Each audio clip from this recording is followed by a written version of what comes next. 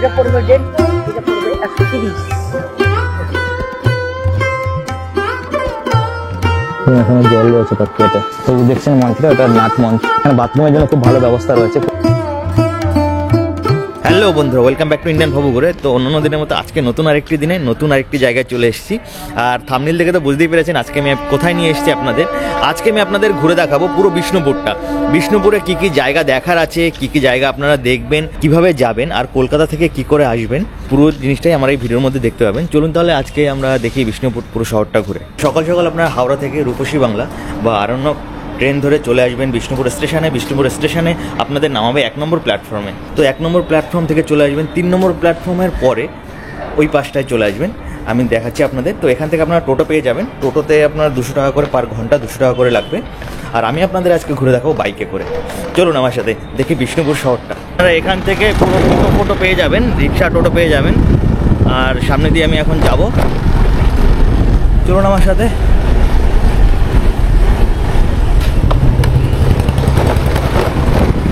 আপনারা স্টেশন থেকে টোটো না করে একটু স্টেশনের বাইরে একটু হেঁটে আসবেন, ওখান থেকে টোটো করবেন, আরও কমে পেয়ে যাবেন। আর এই বিষ্ণুপুর শহরটা, বিষ্ণুপুর মানে ভগবান বিষ্ণুর নামে যেহেতু তৈরি হয়েছে, তার জন্য এই শহরে মন্দির অনেক রয়েছে। আজকে আমরা পুরো এই মন্দিরগুলো ঘুরে দেখব। দেখুন আমি এখন চলে এসেছি সেই রাসমঞ্চের সামনে। দেখুন এখানে অনেক টেরাকোটার পুতুল পেয়ে যাবেন। আর এখন আমি চলে এসেছি রাসমঞ্চের সামনে। এখানে আপনারা স্ক্যান করে টিকিট করতে পারেন। আপনারা যদি এই অনলাইনে স্ক্যানারের মাধ্যমে টিকিট করেন তাহলে আপনাদের টিকিট প্রাইস লাগবে 20 টাকা। আর যদি আপনারা অফলাইনে দেন মানে ক্যাশ দেন তাহলে লাগবে 25 টাকা করে। দেখুন এই দিকটা রাসমঞ্চের পাশে, এই দিকটা খুব সুন্দর একটা পার্কের মতো রয়েছে। আর রাসমঞ্চটা মেইনলি রাজা বীরমল্ল এটা তৈরি করেছিলেন 1600 খ্রিস্টাব্দে। আর এই সাইডটায় দেখুন, এই সাইডটা পুরোটা একদম ঘাস, মানে খেলার মাঠের মতো ঘাস কাটা রয়েছে এত সুন্দর করে। তো দেখুন আমি এখন মঞ্চের মধ্যে ঢুকছি। তো অনেকটা পুরনো স্থাপত্য।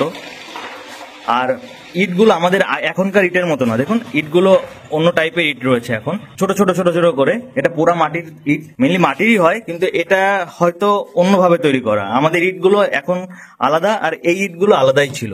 এই দেখো রাসমঞ্চে এখানটার পুরো দেয়ালগুলো অনেকটাই মোটা, 20 ইঞ্চ বা 25 ইঞ্চ মতো মোটা হবে। চারিদিকটা অনেক পুরনো, 1600 খ্রিস্টাব্দে তৈরি করা, তার জন্য অনেকটা ভগ্নপ্রায়। বাট যারা এখানে রক্ষণাবেক্ষণ করে এই জায়গাটা, তারা মোটামুটি ঠিকঠাকই রেখেছে। দেখো এখানটায় যে টেরাকোটার যে কাজ, সেই টেরাকোটার কাজও রয়েছে এখানে। আর এর ভিতরটায় কি রয়েছে, ভিতরটায় দেখি। এখানে রুম আছে, এটা কিছু দেখা যাবে না, পুরো অন্ধকারই রয়েছে। দেয়ালগুলো তো অনেক মোটা মোটা দেয়াল। একজন এসেছিল আর কি, হ্যাঁ বললো 45 ইঞ্চি করে। 45 ইঞ্চ করে? 10 20 45 হবে না। আর এখানে দেখুন স্থাপত্য রয়েছে আমাদের, অনেকে আবার এখানেও স্থাপত্য কাজ করেছে। এই P+S অনেক কিছু লিখে দিয়ে গেছে। তো আপনারা আসলে এইগুলো করবেন না, এটা খুবই বাজে। এই রাসমঞ্চটা থেকে সামনেটা যেটা আমরা এন্ট্রি করেছি, এর উপরটা থেকে কিরকম লাগে দেখতে সেটা দেখুন। দেখতেই পাচ্ছেন ভিউটা বেশ ভালোই লাগছে। মোটামুটি এই বিষ্ণুপুরে আসলে একটু শীতের সময় আসবেন, তাহলে ভালো হবে। নাহলে এই আস্তে আস্তে গরম বাড়বে, আর এখানে থাকাটা খুব চাপ হয়ে যাবে, মানে এতটাই গরম হবে। এরপরে আমরা যাব মদনমোহন টেম্পল। চলুন তাহলে। আমরা এখন চলে এসেছি মদনমোহন টেম্পলের ঠিক বাইরেটায় দেখুন এখানে অনেক টেরাকোটার জিনিসপত্র পাওয়া যায়। মাটির, সব মাটি। হাতের কাজ। কাপ প্লেট কেমন দাম আছে? 40 টাকা। দুটো মিলে 40 টাকা। আর এই মাটির এই মূর্তিগুলো, এগুলো কেমন দাম আছে? আর এই দুর্গা মায়েরটা 100 টাকা। এখানটায় দেখুন এনার এখন অনেক কিছু রয়েছে। কোনটা? সরস্বতী, শিব দুর্গা, এই দেখুন একটা আমাদের দুর্গার। এগুলো কেমন দাম? ওটা পড়বে 150, এটা পড়বে 130। আর এইগুলো কত করে? 40 টাকা। ওটা নিতে পারেন, এই একটা 250 ডিগ্রি নিতে পারেন। এই যে আগে টেম্পলটায় ঘুরি। টেম্পলের ভিতরটা যখন ঢুকছি, টেম্পলের মধ্যেটায় ঠিক এরকম টাইপের ভিউ লাগবে দেখতে। এটাই হচ্ছে মদনমোহন টেম্পল। দেখুন এটা, আর টেম্পলের বাইরেটা এখানে বসার জায়গা রয়েছে, এখানে বসতেও পারবেন। দেখুন বন্ধুরা, এই মন্দিরটা মানে মদনমোহন মন্দিরটা রাসমঞ্চের ঠিক 100 বছর পরে মানে 1694 খ্রিস্টাব্দে এই মন্দিরটা তৈরি করা হয়েছিল। মন্দিরের ভিতরটা এখন যাই ঢুকি দেখে মন্দিরের ভিতরে কি আছে। এই দেখুন এখানে ঠাকুরজির একটা মূর্তি রয়েছে, এখানটায় অষ্টধাতুর মূর্তি। কাজগুলো দেখুন, টেরাকোটার কাজগুলো খুব সুন্দর কাজ এখনো রয়েছে, কত ভালো করে মানে তখন কাজ করা হতো। আর আমাদের এখনকার তো কোনো ব্যাপারই নেই, না আজকে করলে 10 বছর পরে যাবে নষ্ট হয়ে। এবার আমরা যাব রাজবাড়ির দিকে। এই রাজবাড়িতে ঢোকার ফার্স্টেই পড়বে ছোট পাথর গেটটা। এই ছোট পাথর গেট থেকে ঢোকার পরেই পড়বে বড় পাথর গেট। এটা মেইন রাজবাড়িতে ঢোকার গেট ছিল আগে। আর এই যে জায়গাটা দেখছেন, এই পুকুরটা পুরো রাজবাড়িটা ঘেরা রয়েছে। দেখুন এইটা রয়েছে বড় পাথর গেট, আর এই দিক থেকে আবার পুরো একটা খাল রয়েছে, মানে এই পুরো রাজবাড়িটার পুরো ঘেরা রয়েছে এই খালটা। দেখছেন এই বড় পাথর গেটের মধ্যে এখন ঢুকে চলুন। গেটের এই যে ফাঁকাগুলো দেখছেন, এখান দিয়ে মেইনলি তীরন্দাজরা তাক করে থাকতেন যদি শত্রুদের থেকে বাঁচানোর জন্য রাজবাড়িকে। এখন আমি আপনাদের পুরো জায়গাটা আমি ঘুরে দেখাচ্ছি।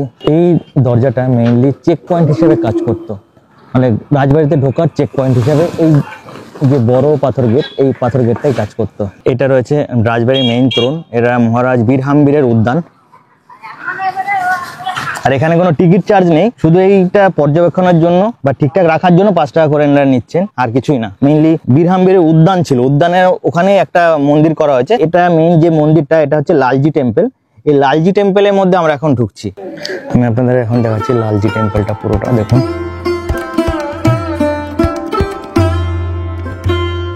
এটা হচ্ছে ভোগ কক্ষ, এখানে ভোগদান করা হতো। আর এইটা যেটা রয়েছে একটা পাতকুয়ো রয়েছে, পাতকুয়োটা জল আছে কিনা কি এখনো জল রয়েছে পাতকুয়োতে। আর মন্দির রক্ষণাবেক্ষণের জন্য মানে মন্দির ঠিকঠাক করার জন্য আবার এখন কাজ করছে দেখুন। আর রাধেশ্যাম মন্দির, এই মন্দিরটা এর পিছনে রয়েছে জোর বাংলো, এটা রয়েছে এইখানে সামনে রয়েছে মৃন্ময়ী মায়ের মন্দির, আর এইখানটায় রয়েছে রাজবাড়ি। এই যে লাইট পোস্টটা ওর পেছনটা পিছনটা হচ্ছে রাজবাড়ি। আর এটা তো আপনি দেখলেন লালজি টেম্পল। যে বললো রাজবাড়িটা এই দিকটা, রাজবাড়িটা পুরো ভগ্নপ্রায় রাজবাড়ি, সংস্কারের কোনো ব্যবস্থা নেই। আর এই দেখুন গেটটা, মেইন গেটটা এরকম। ফার্স্টে আমরা ঢুকছি রাধেশ্যাম মন্দিরে, চলুন। মন্দিরটার মেইন গেটটা এটা রয়েছে, গেট থেকে আমরা ভিতরে ঢুকবো।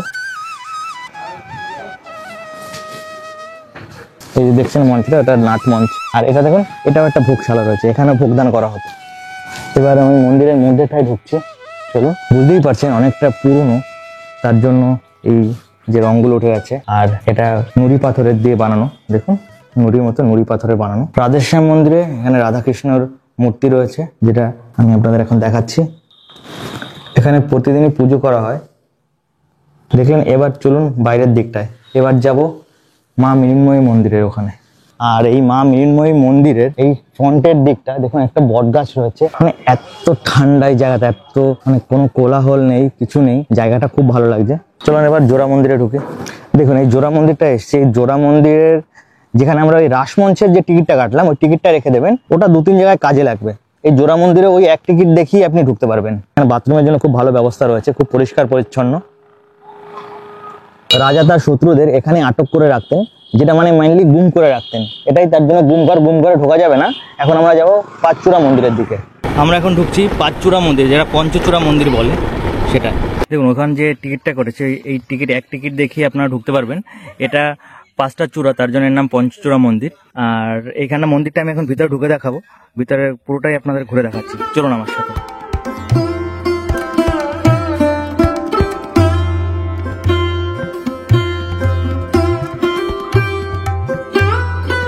মন্দির দর্শনের পর আমরা চলে এসেছি দোলমাদন কামান দর্শন করতে। দেখুন ঢুকে এই জায়গাটা রয়েছে, এখানটায় মেইন কামানটা রাখা হয়েছে, দোলমাদন কামান। এটা পেটা লোহার তৈরি, মল্ল রাজাদের সব থেকে বড় কামান হচ্ছে এটা।